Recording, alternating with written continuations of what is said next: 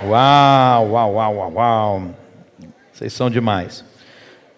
A primeira carta do apóstolo Paulo a Timóteo, no capítulo 2, versículo 3.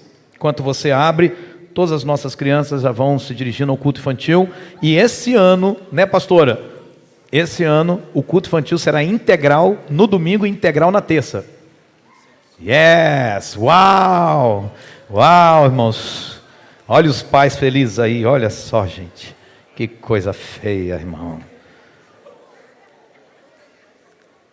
Então, creio que já a partir de abril, os cultos infantis vão acontecer de forma integral, começando já no início do culto, como acontece no domingo.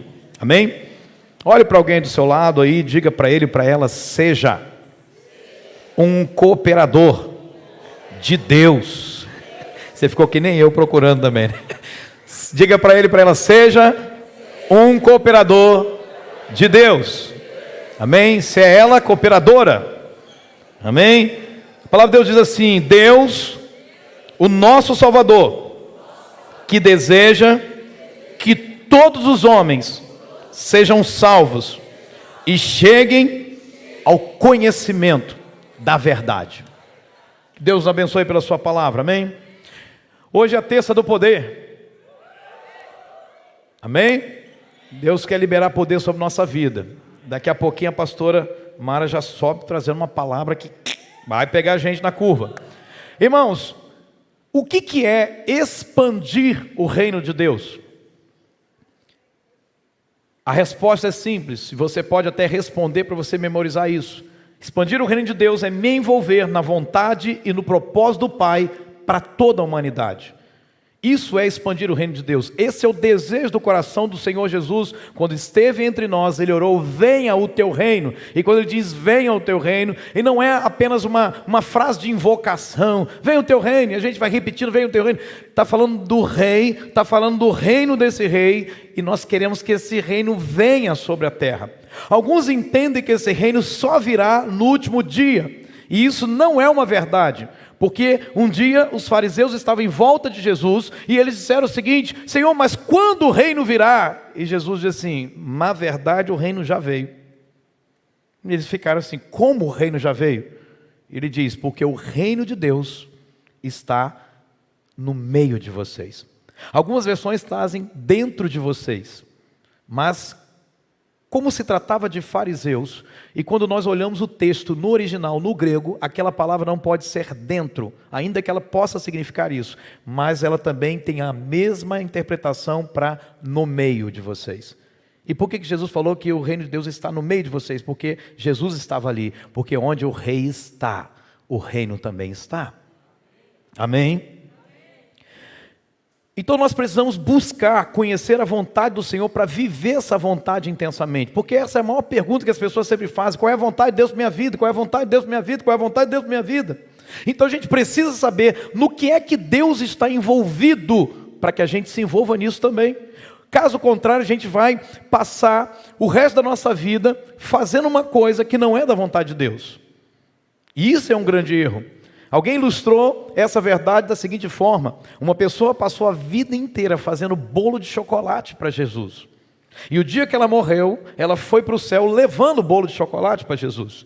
E quando chegou no céu, ela virou e falou: Jesus, eu trouxe aquilo que o Senhor gosta. Passei a minha vida inteira fazendo o que o Senhor gosta, um bolo de chocolate. E Jesus olhou para ela e falou assim: mas eu não gosto de chocolate. Essa é a frustração que pode acontecer quando nós pensamos que estamos gastando os nossos dias naquilo que agrada a Deus, quando na verdade estamos perdendo o nosso tempo. Falava hoje na reunião de nossa liderança o quanto esse tempo tem sido um tempo de confusão, onde muitas pessoas estão nas igrejas, muitas pessoas são cristãs e nem sabem por que o são. Alguns pensam que ser cristão é vir para receber a bênção, para receber o favor de Deus. Alguns pensam que ser cristão, ser um crente em Jesus, é simplesmente sentar para receber e dizer amém para tudo. Amém? Ah, que bom que você não disse amém para tudo. Uau! Eu pensei que você ia vir comigo nessa. Então, nós precisamos entender isso, porque Deus já fez um chamado para cada um de nós. Ele já estabeleceu um chamado, e o chamado de Deus para nós é para que nós cooperemos com Ele e com o seu Evangelho. Então veja, irmãos, nós somos chamados por Deus de trabalhadores. O que um trabalhador faz? Ele trabalha. Então nós não somos assistidores, como quem vem e assiste o que Deus está fazendo. Não, nós fomos chamados para cooperar. Cooperar é operar juntamente com. Paulo diz assim a Timóteo, e assim, ou diz sobre Timóteo, e assim enviamos Timóteo, falando à igreja de Tessalônica, nosso irmão e cooperador de Deus no Evangelho de Cristo. É assim que Paulo apresenta Timóteo à igreja de Tessalônica. Nós enviamos Timóteo, é nosso irmão, mas ele é o cooperador de Deus. Você sabe o que é isso, irmão? Alguém trabalhar junto com Deus. É isso que eu e você somos para Deus. A questão é que muita gente mas não se envolve com aquilo que ele é. Muita gente diz, eu sou um servo de Deus, mas ele não serve a Deus. Ele serve a si mesmo, serve aos seus interesses. A Bíblia, por exemplo, afirma acerca de todos nós, em 1 Coríntios 3,9, Paulo atesta, pois nós, diga comigo, pois nós somos cooperadores de Deus. Ele não diz que nós nos parecemos com cooperadores. Ele não diz que nós podemos ser. Ele diz que nós somos. Na filosofia, o que é. Para Deus também o que é. Por isso que Deus se apresenta como eu sou. Eu sou, sempre será o que Ele é. Não há nada que possa mudar, porque ser é essência. Então quando eu olho para a palavra de Deus, eu preciso entender isso. Isso é o que nós somos. E é exatamente isso, cooperadores. E se nós não fazemos o que somos chamados para fazer, então nós estamos indo na contramão da vontade de Deus. Você compreende isso, irmão? Se Deus te fez um ventilador, mas você não gira, tem alguma coisa errada. Qual é a vontade de Deus, irmão? Vamos voltar para a Bíblia? Vamos voltar para o texto base? 1 Timóteo capítulo 2, verso 3, diz assim, Deus, o nosso Salvador. Então se você é salvo, você está incluído aqui, nesse versículo. Deus é o nosso Salvador. Que deseja, qual é o desejo de Deus? Que todos os homens sejam salvos. Obviamente aqui todos os homens está se referindo a toda a humanidade, aos dois gêneros. Todos os homens sejam salvos. Então você não precisa perguntar para Deus se é da vontade de Deus a salvação dos moradores de Boa Esperança, porque está claro, Deus deseja que todos os homens sejam salvos. Mas essa vontade de Deus não para aí, porque Deus também deseja algo mais. O que é que Deus deseja? Que todos esses homens que serão, ou todos esses homens salvos, também façam o quê? Cheguem ao conhecimento da verdade. Então não é só uma vontade que se desdobra num ponto, mas ela se desdobra em duas vias. A primeira é a salvação, e a segunda é que esse salvo conheça a verdade de forma plena. A questão é que muitas igrejas conseguem cumprir a primeira vontade de Deus. Então são igrejas que ganham pessoas para Jesus, mas a maioria dessas pessoas permanece dentro das igrejas, mas não tem o conhecimento da verdade. E qual o problema disso, pastor? Mas o que importa é que foi salvo, irmão. A Bíblia me diz que a partir do momento que eu sou salvo, eu preciso continuar crescendo em Cristo, porque existe uma outra fase. Salvação não é o ponto final da nossa história, mas é um novo começo para nós. E qual é o outro ponto? A estatura de Cristo. Eu e você fomos chamados para sermos exatamente iguais a Jesus. Ah, mas pastor, mas isso aí é impossível. Como é que alguém vai ser igual a Jesus? Irmão, veja bem. Existe um padrão, existe um ponto, existe um limite na minha fé que me faz enxergar que Deus estabeleceu esse limite, e nesse limite de semelhança a Jesus, nós podemos alcançar. Porque Deus nunca diria algo para nós que nós não pudéssemos fazê-lo. Então, qual é a vontade de Deus?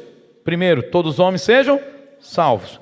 E que esses homens salvos também cheguem ao conhecimento da verdade. Então, podemos entender que a nossa missão tem dois propósitos. Quais são os dois propósitos da missão da igreja? Diga comigo: evangelismo e discipulado. É por isso que nós cremos, quando eu falo nós, a palavra é poder, no discipulado, no cuidado de outra pessoa, levando essa pessoa a conhecer a Cristo.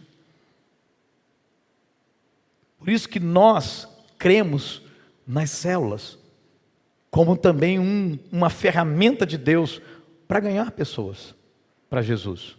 Quantas pessoas aqui, irmãos, vieram a Cristo por meio das células?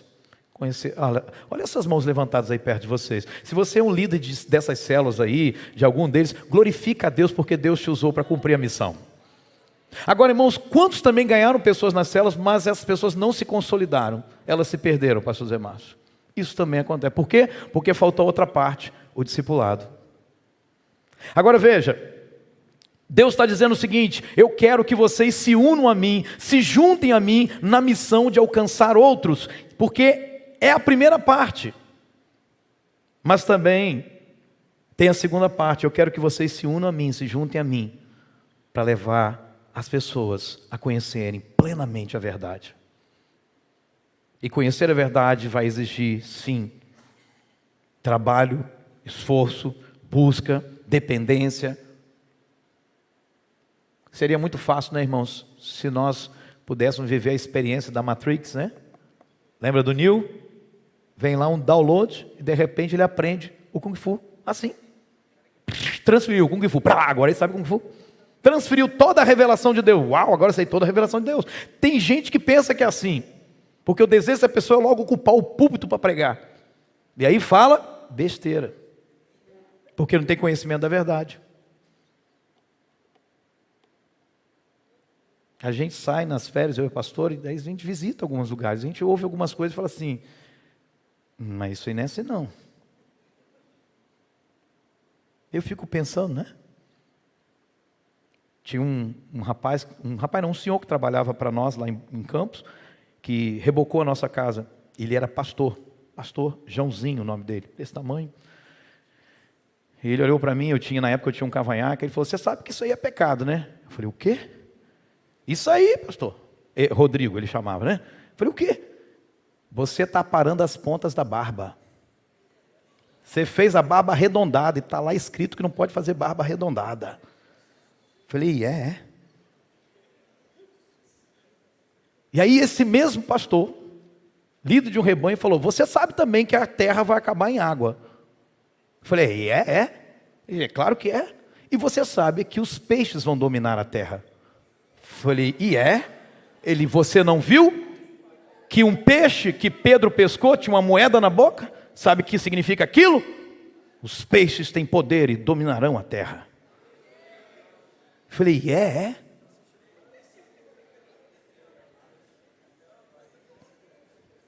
Nós precisamos compreender, irmãos, que Deus tem mais para nós.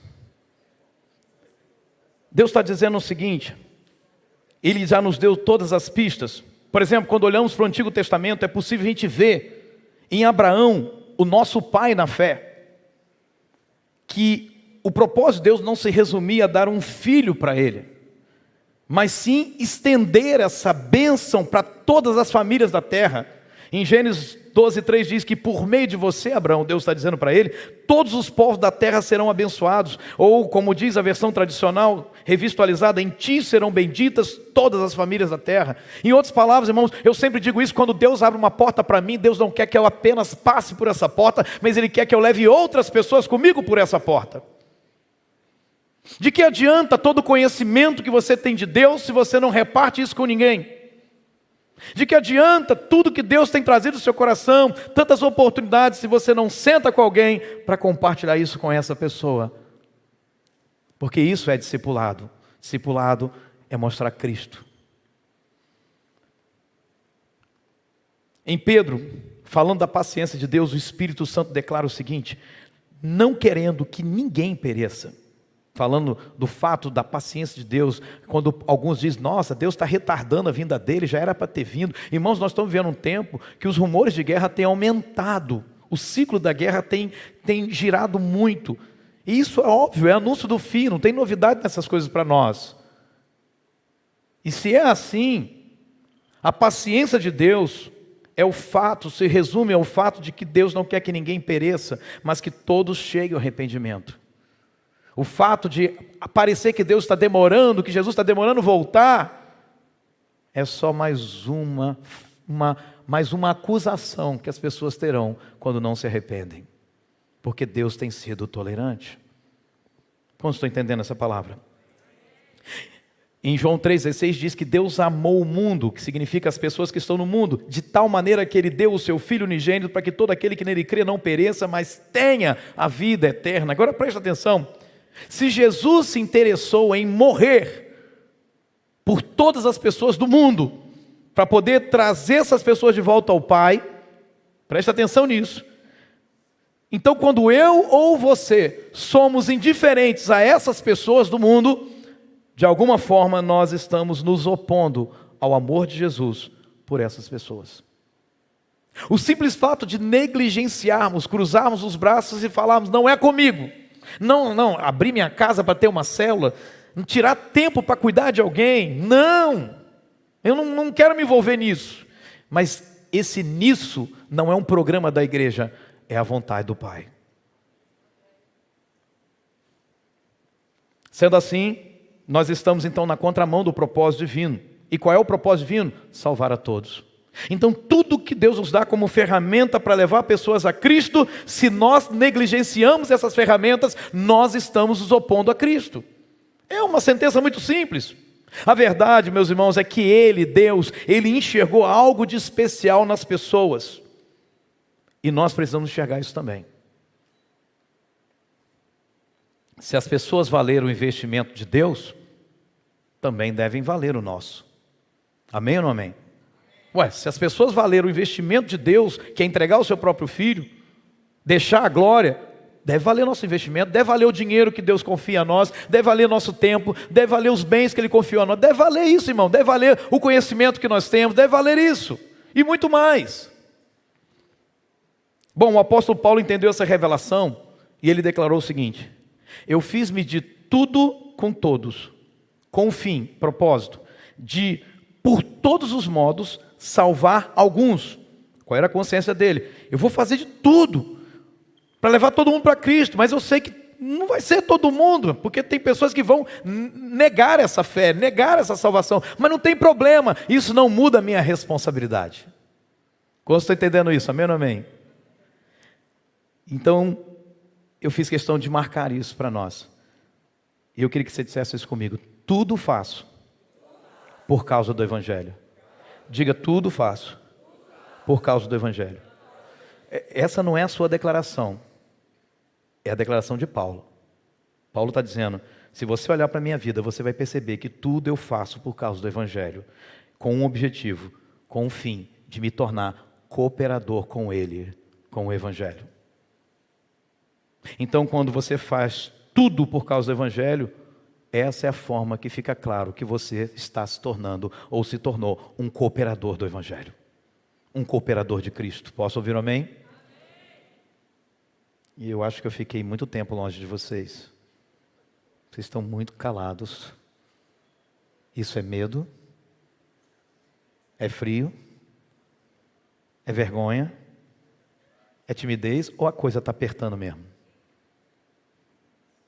Será que realmente, irmão, você tem feito de tudo por causa do Evangelho ou por causa dos seus interesses?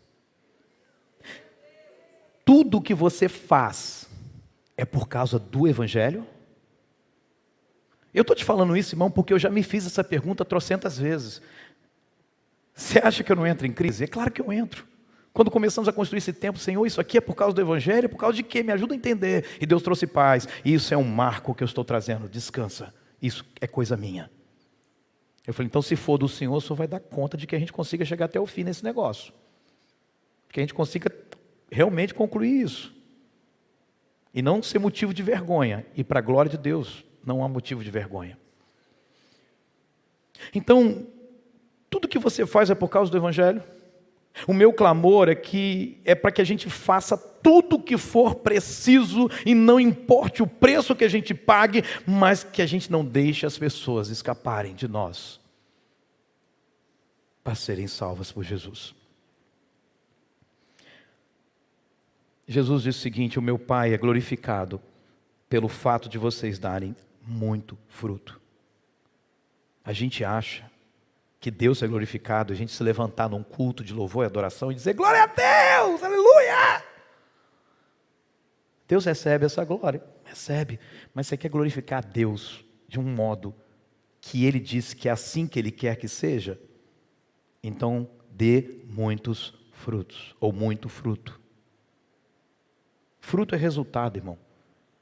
Para uma maçã continuar viva sobre a terra, ela precisa dar fruto, porque dentro de uma maçã existem sementes que, ao serem plantadas, vão trazer novas maçãs sobre a terra. E assim aquela maçã vai se perpetuando, vai se multiplicando. Aqui perto de nós existia uma igreja chamada Igreja das Quatro Cadeiras. Por quê? Porque a geração de crentes daquela igreja foi aqui perto do Governador Lindenberg, que eu esqueci o nome do local. Aquela igreja, os membros dela não se preocuparam em ganhar outras pessoas. Sabe como é que aquela igreja crescia? Os crentes tinham filhos. Os filhos eram batizados, muitas vezes com 9, 10 anos, para serem membros da igreja. Assim a igreja crescia. O que aconteceu? Os crentes morreram, os filhos se desviaram, sobraram 4 cadeiras.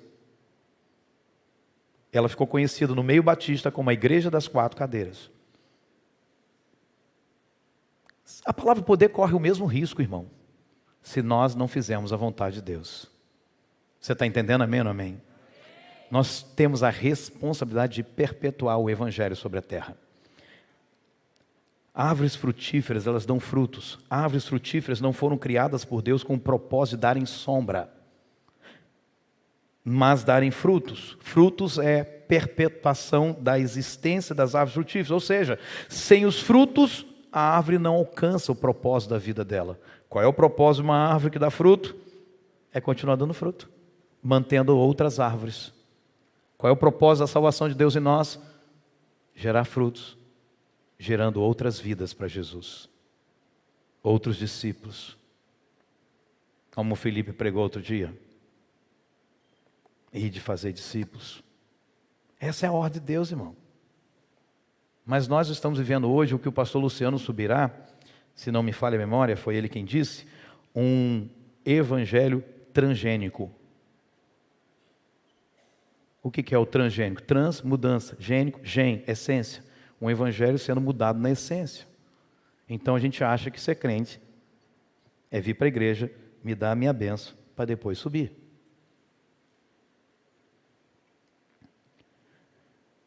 Sem os frutos, a árvore não alcança o propósito de vida dela, de existência. Então, sendo assim, a nossa vida em Deus, a nossa salvação, ela só cumprirá o objetivo quando essa vida de Deus em nós também for vivida por outras pessoas também. O que garante que eu deixei, ou eu falo eu, pastor Rodrigo, um legado sobre a terra, é que quando eu for, o que eu tenho não morre comigo, mas foi passado para outras gerações. Quantos estão entendendo isso? Amém ou amém? Então, quando um pai vê os seus filhos caminhando na presença de Deus e também ensinando aos filhos a caminhar na presença de Deus, aquele pai ou aquele avô, quando parte, ele diz: a vida de Deus continua fluindo dentro da minha casa. A vida de Deus continua fluindo na minha descendência. Quantos querem isso? Então pare de deixar os seus filhos se envolverem com as coisas dessa terra e aponte-os para Cristo Jesus. Porque nesta igreja tem muitos pais que perderam seus filhos para o mundo. Por quê? Porque quando os filhos eram pequenos, aprenderam a frequentar uma classe de escola da igreja, mas não a amar Jesus. Quem é responsável por pregar o evangelho da salvação para o seu filho é você. Deuteronômio 6. Ensine essas coisas aos seus filhos. Quando se levantarem, quando se assentarem, andando no campo, andando dentro de casa, por onde vocês estiverem, ensine. Isso não foi para os pastores, não foi para os levitas, não foi para os sacerdotes, foi para os pais. Se você é pai, diga, foi comigo. Isso. Então, irmãos, há um clamor no coração do pai, que diz o seguinte, através de Judas, o penúltimo livro do Novo Testamento, Judas diz, tenham compaixão daqueles que duvidam, e a outros salvem, arrebatando-os do fogo, e a outros ainda mostrem misericórdia com temor. Os que estão em dúvida, os que serão arrebatados do fogo, demonstrem misericórdia àqueles que te cercam.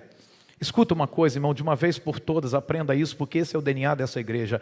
Diga comigo, o mundo, a humanidade, ela ganha mais quando um pecador se arrepende do que quando um pecador morre. Pare e pense nessa frase. O mundo, a humanidade, ganha mais quando um pecador se arrepende do que quando um pecador morre. Porque quando um pecador morre, você diz, é menos um pecador sobre a terra. Não tem problema, vão surgir muitos outros. Mas quando um pecador se arrepende, ele se torna um instrumento poderoso de Deus, que vai levar outras pessoas para Jesus. Ah, você não entendeu nada. Eu vou te ajudar a entender. Paulo disse, Cristo Jesus veio ao mundo para salvar os pecadores, dos quais eu sou o pior. Quando Cristo salvou Paulo, o pior pecador, que talvez para os crentes de hoje, esse cara tem que morrer, ele está fazendo mal para a igreja, mata esse cara, Senhor. Ele morreria, mas outros perseguidores se levantariam. Mas quando Paulo se converteu, quando Saulo no caminho de Damasco encontrou Jesus, ou Jesus o encontrou, naquele momento, aquele homem foi mudado, e esse homem mudou as próximas gerações que vieram depois dele, a ponto de chegar até nós.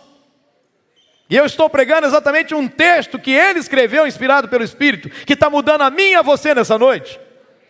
É isso que é o Evangelho, porque Cristo veio salvar os pecadores, Paulo diz. E Paulo acrescenta, eu sou o pior dentre eles. Então, se eu sou o pior e ele me salvou, isso significa que os outros, que devem ser menos piores do que ele, também podem ser salvos. Se o pior foi salvo, os outros também podem. Amém. Se o pior se tornou tão importante, os outros também podem. Eu e você também podemos. O cristianismo nos ensina a estendermos as mãos a todas as pessoas. Por quê? Porque ao perdido, irmão, só tem uma coisa que resta para ele. Ele já está perdido. O que resta para ele? Ser achado. A única coisa que resta para o perdido é ser achado. E Jesus disse exatamente isso, Lucas 19:10, lá na casa de Zaqueu, Jesus diz, pois o Filho do Homem veio buscar e salvar o que estava perdido. Então eu sempre digo isso, se você nunca se viu como um perdido na sua vida, você nunca foi salvo.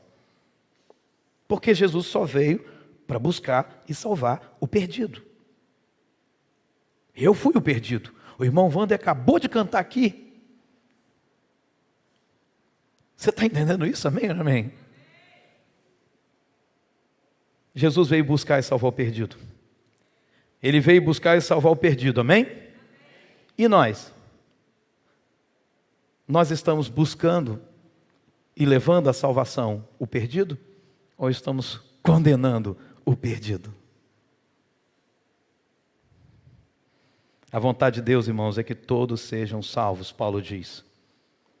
Escute, todos inclui até mesmo aquela pessoa que você não gosta. Todos inclui até aquela pessoa que você diz assim, não dá.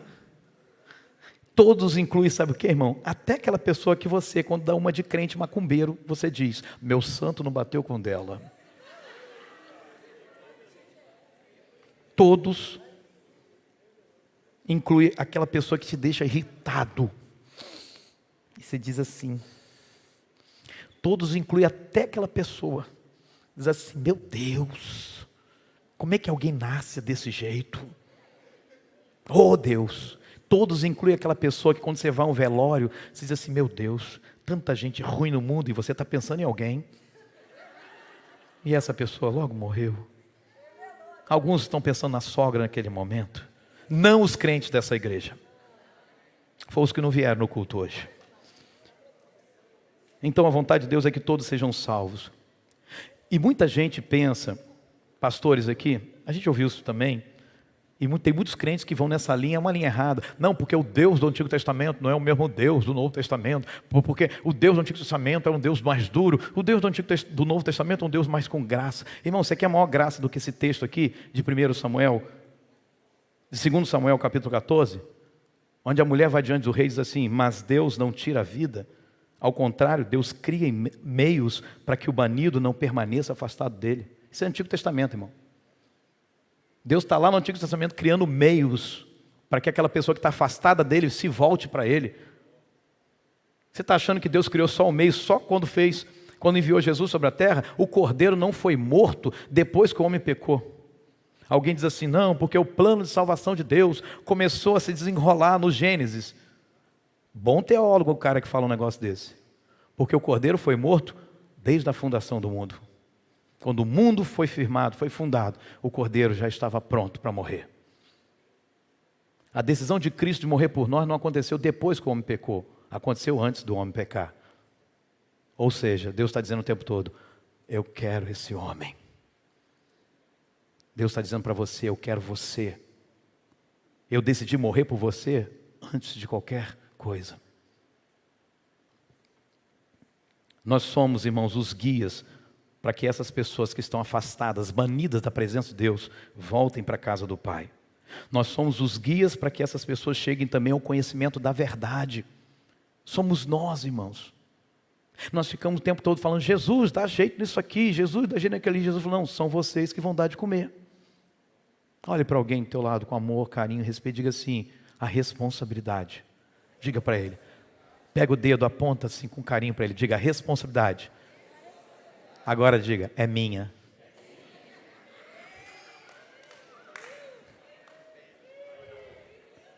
Estava esperando outra coisa, né? Papai voltou. Escute. Há muita gente salva, irmão. Mas há muita gente também desconhecendo a verdade. Isso só pode ser mudado por discipulado. Na palavra poder, o discipulado acontece na escola bíblica. Na palavra poder, o discipulado acontece quando nos reunimos em comunhão na célula. Na palavra poder, o discipulado acontece quando também os discipuladores reúnem com os seus discípulos. Na palavra poder, o discipulado acontece até mesmo quando estamos ministrando no altar de Deus. A palavra poder, o discipulado também acontece quando você chama seus líderes para sentar com você à mesa e comer uma refeição. O discipulado está acontecendo. Há pessoas, irmãos, que estão crescendo bastante, aprendendo, ouvindo.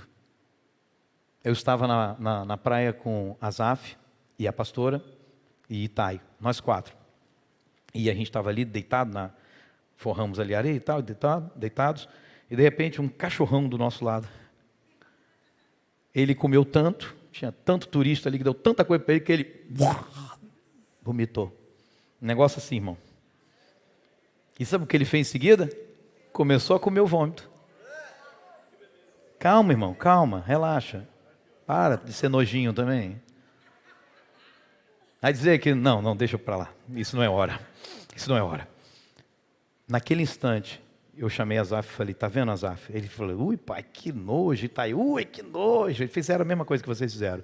Eu falei, sabe que a Bíblia diz, meu filho, que quando uma pessoa se afasta de Jesus, é igual esse cachorro, comendo, voltando para o próprio vômito dele. Azaf vai crescer, nunca vai esquecer disso. Eu falei para Itai, uma pessoa que se afasta de Deus, que conhece o Senhor, se afasta, é igual esse cachorro, come a própria imundície que ele botou para fora. Isso, no mínimo, deveria gerar temor. Tem muita gente salva, desconhecendo a verdade. Eu e você somos responsáveis por levar essas pessoas ao Senhor. Por isso que as nossas células precisam crescer. Por isso que as nossas células precisam multiplicar. Porque célula que cresce significa mais gente sendo salva. Por isso que líderes são treinados. Eu estou pregando nessa noite dizendo para você, é por isso que fazemos o que nós fazemos. Por causa da vontade de Deus. Que todos os homens sejam salvos e cheguem ao pleno conhecimento da verdade. Eu quero concluir essa palavra que muitas vezes, irmãos, nós estamos fazendo diferença na vida das pessoas dentro da igreja. É bom, porque também é um mandamento. Paulo diz que a gente tem que fazer o bem a todos, mas primeiro aos de dentro de casa, aos domésticos da fé, da família da fé. Só que o chamado do Novo Testamento inclui fazer diferença na vida das pessoas fora da igreja. Isso não é você, não, vou estar aqui andando com meu amigo, fazendo tudo que ele faz de errado. Não estou falando disso, irmão. Tem gente que usa lá o texto de Paulo para dizer, não, Paulo não fez de tudo. Paulo deve ter, pegou um beckzinho também, né, para poder ganhar os maconheiros. Irmão, você pode fazer de tudo, menos pecar. E nem pegar a Bíblia e distorcer para poder ficar do seu jeito. Isso quem faz é o diabo. Você não é o diabo. Não é não, né? Ufa.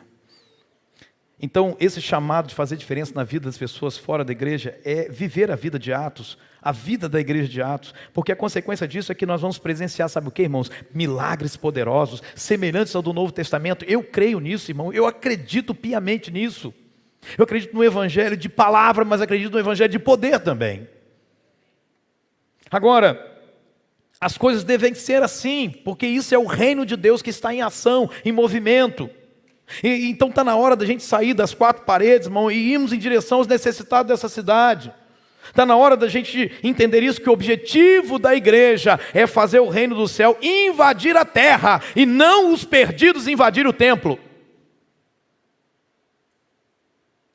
Nós levamos o reino, porque Deus vai acrescentando a igreja os que vão sendo salvos. A ideia do texto é que eles eram salvos em outra realidade, talvez na sua própria casa, no seu trabalho, e eles eram acrescentados à igreja. Amém ou não amém? Então nossas células, irmãos, elas são vivas, e elas precisam de ser lugar de cura, ser lugar de bênção, ser lugar de milagre, ser lugar de salvação, ser lugar de oração. Então toda célula você pode sim fazer apelo. Mas todo mundo é crente na minha célula. Será? Ele está fugindo da vontade de Deus, da responsabilidade de fazer a vontade de Deus? Então pregue o evangelho para ele, viu? Pode ser que não seja. Já está claro para nós. Deus se importa. Deus é o soberano.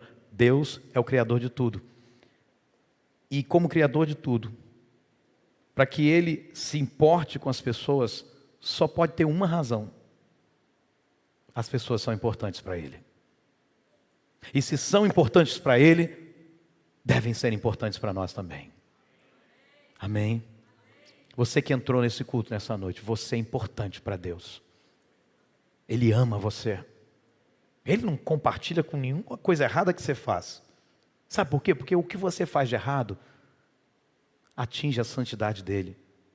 Por quê? Porque você foi feito à imagem e semelhança dele por meio de Adão. Mas pastor, eu quero parar de fazer essas coisas erradas. Então você se entrega a Jesus, Ele te faz nascer de novo, Ele coloca o Espírito dele dentro de você e sabe o que acontece?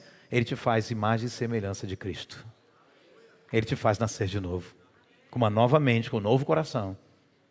Amém? É por isso que você precisa da igreja, porque você precisa, não apenas da salvação, mas precisa chegar ao pleno conhecimento da verdade. Por isso que estudamos a Bíblia aqui toda segunda-feira. E se você ainda não fez sua inscrição para a escola bíblica, faça. Porque você precisa conhecer, irmão. Pastor, mas eu já sei. Se você sabe, me mostra com a sua vida os frutos do que você sabe. Porque se você sabe tanto, você deveria ser um ganhador de almas. Você deveria ser o maior multiplicador de célula dessa igreja. Porque a vontade de Deus se resume a isso. Posso ouvir um amém? Diga comigo que teremos de morrer um dia. É tão certo como se pode recolher, como não se pode recolher a água que se espalhou pela terra. Mas Deus não tira a vida. Ao contrário, Ele cria meios para que o banido não permaneça afastado dele. Esse culto é um meio que Deus está criando para você não continuar afastado dele. Essa palavra que está chegando na sua casa agora é um meio que Deus está criando para que você não permaneça afastado dele. Eu termino com uma frase que Deus me deu há algum tempo atrás. Atrás de mim e de você sempre haverá uma multidão. Ou será uma multidão que está sendo levada ao céu, ou uma multidão que vai deixar de ir para o céu por causa da minha ou da sua negligência. Sempre vai ter uma multidão. Ou vai ser a multidão daqueles que nós fizemos tudo por causa do Evangelho. Ou vai ser a multidão porque nós curtimos tudo do Evangelho. Onde você vai estar? Eu prefiro estar no centro da vontade de Deus, porque esse sempre foi para mim o melhor lugar. Eu quero chamar você ao arrependimento nessa noite. Alguns são chamados ao arrependimento para a salvação. Outros são chamados ao arrependimento porque têm se afastado de Deus quando se envolvem consigo mesmo. Se você pode se unir a mim nessa noite, ficar de pé no seu lugar, faça isso. É tempo de se arrepender, irmão. Porque quando você peca, quando você envergonha o nome de Jesus, o santo nome, a santidade dele, você pensa que quando você peca, você está atingindo só você. Mas o seu pecado atinge outros. Há pessoas que não vêm a Cristo por causa de muitos daqueles que foram chamados para serem luz e não o são. Irmão, é tempo de se arrepender, é tempo de fazer do jeito de Deus e não do nosso jeito. Eu não me preocupo. Já passei dessa fase. Daqueles que estão crescendo com o evangelho transgênico,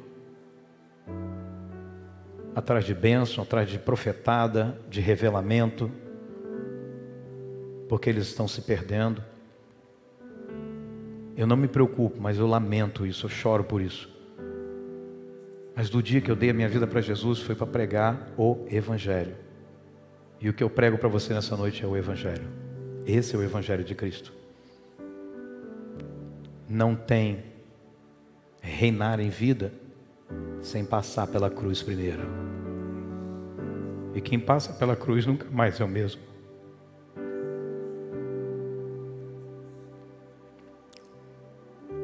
Ore no seu lugar.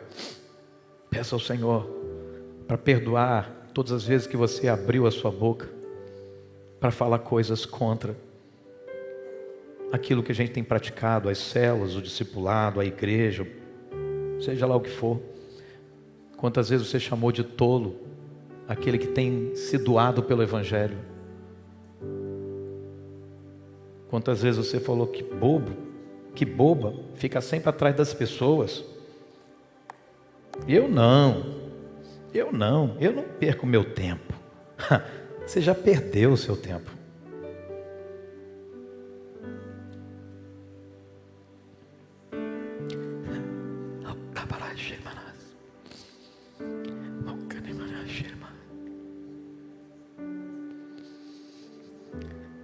Não existe nada melhor do que a presença do Senhor. Não existe nada melhor do que a palavra do Senhor, do que o teu Evangelho. Não existe nada melhor do que a tua vida, Jesus. Que eu peço que essa vida se manifeste em nós e através de nós, em nosso meio. Enche esse lugar com a tua presença. Ativa em nós, Senhor, o chamado. Como Paulo disse a Timóteo, lembra,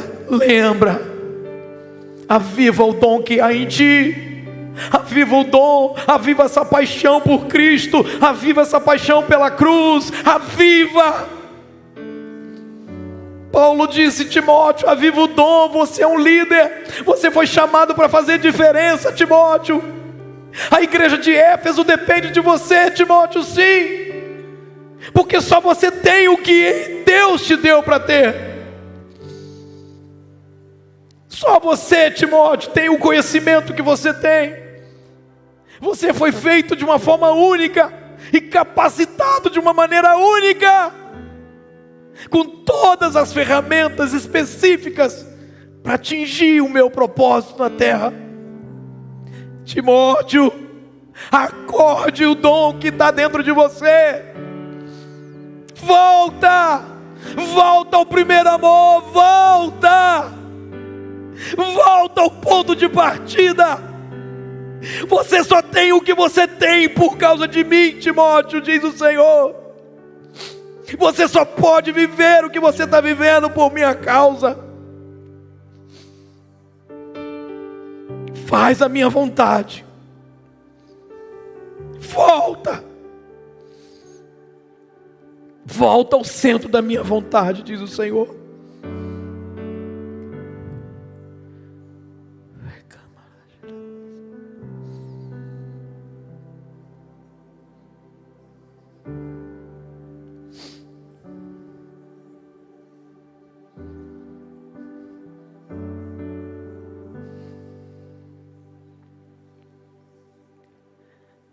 Diga ao Senhor, peça ao Senhor,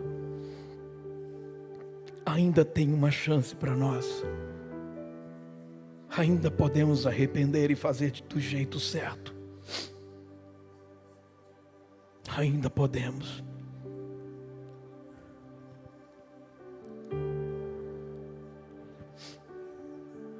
Quando a sogra de Pedro foi curada, a primeira coisa que ela fez foi se levantar e servir Jesus. Quando Jesus curou você dos seus pecados, o que você tem feito? Se levantar e te servir? Servir a você mesmo?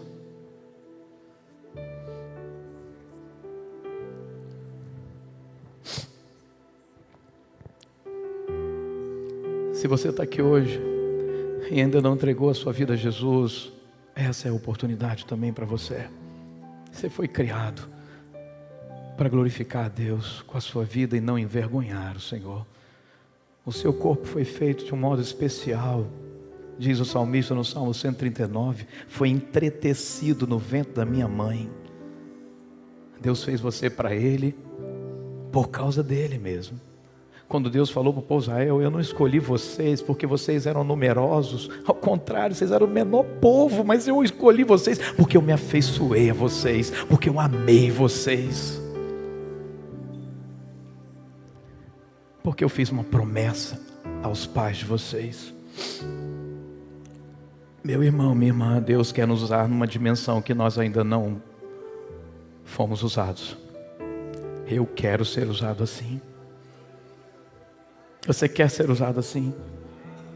Então morra para você mesmo. Morra para a sua vontade, morra para os seus prazeres, viva para Ele. Se há alguém aqui entregando a sua vida a Jesus, caminhe aqui em direção ao altar agora. Se você quer entregar a sua vida a Jesus, eu desafio você a sair do seu lugar e caminhar para cá. E se você quer dar a sua vida a Jesus, como uma entrega assim, eu já sou salvo, mas eu estou dando a minha vida a Jesus para ser muito usado por Ele, muito usada por Ele. Eu estou dando uma vida para Jesus porque eu estou marcando hoje um novo tempo na minha vida, um tempo de dar-me por inteiro para o Senhor, como eu nunca me dei. Se você está dentro desse negócio, desse seu lugar também, venha. Eu quero orar por vocês todos, em nome de Jesus, em nome de Jesus, em nome de Jesus.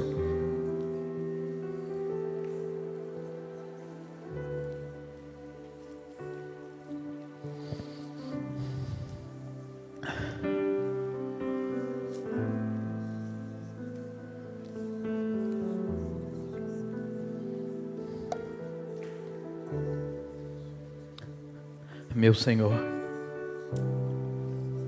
ensina-nos a fazer a oração de Jesus, que não eram meras palavras, mas era um comprometimento da vontade dEle, quando Ele disse: eis aqui estou, ó Deus, para fazer a Tua vontade. Esse é o nosso clamor nessa noite. Eis aqui estou, ó Deus, para fazer a Tua vontade. Nossos dons, nossos talentos, o dinheiro, tudo que o Senhor nos confiou, não é nada nosso, é tudo para fazer a Tua vontade. Ajuda-nos a perceber isso e a viver isso. Eu oro para que o Senhor visite os líderes de células, os pastores de região, os supervisores, os discipuladores, os discípulos, os membros da célula, os auxiliares, os servos e as servas. Visite, Senhor, e aviva o dom, aviva a paixão, aviva o amor, aviva o coração, e vem sobre nós, Senhor. Queremos trazer o reino para Boa Esperança e para toda a terra, e vamos reinar em vida, porque esta é a promessa. Não será de outro jeito, será desse jeito. Vem sobre o teu povo nessa noite com poder. Vem sobre o teu povo nessa noite com poder. Vem sobre nós nessa noite com poder. Vem sobre cada um aqui com poder, porque o Senhor já veio com a palavra, então vem agora com poder, mais ainda. Eu sei que o Evangelho do Senhor é poder, mas eu sei que há mais para ser manifesto, então manifesta aqui o poder, o poder, o poder e a vontade do Senhor. Deixa vir, deixa vir, deixa vir.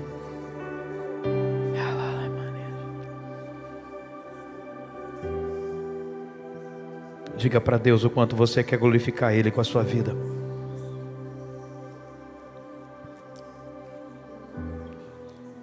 Há alguém em nosso meio que está entregando a vida para Jesus hoje? Há alguém que está aqui hoje, está decidido ou decidindo ao lado de Cristo? Você pode levantar a sua mão se você quiser. Há alguém assim, nessa condição? Amém? Glória a Deus. Pai, obrigado pela Tua palavra. Hoje, aqui, o Senhor acendeu o estopim em nós.